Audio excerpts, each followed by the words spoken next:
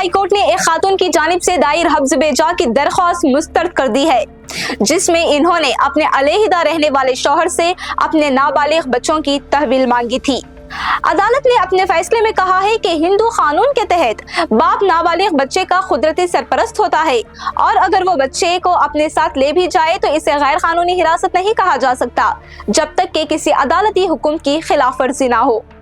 درخواست گزار خاتون نے الزام لگایا تھا کہ ان کے شوہر نے 2022 میں بندوق کی نوک پر ان کے 2 نابالغ بچوں کو زبردستی اپنے ساتھ لے لیا تھا۔ درخواست کو مسترد کرتے ہوئے جسٹس انل کمار یکس نے سپریم کورٹ کے فیصلے Tejaswini Gaud and others versus Shekhar Jagdish Prasad Tiwari and others کا حوالہ دیا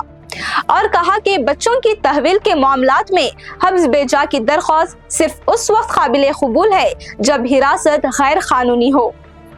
خاتون کے وکیل نے عدالت کو بتایا کہ انہوں نے مختلف فورمز میں بچوں کی تحویل کے لیے متعدد درخواستیں دائر کی تھیں۔ وکیل نے الہ آباد ہائی کورٹ کے فیصلے رنکو رام الیاس رنکو دیوی and انادرس versus Uttar Pradesh and others کا بھی حوالہ دیا اور کہا کہ عدالت بچے کے بہترین مفاد میں مداخلت کر سکتی ہے۔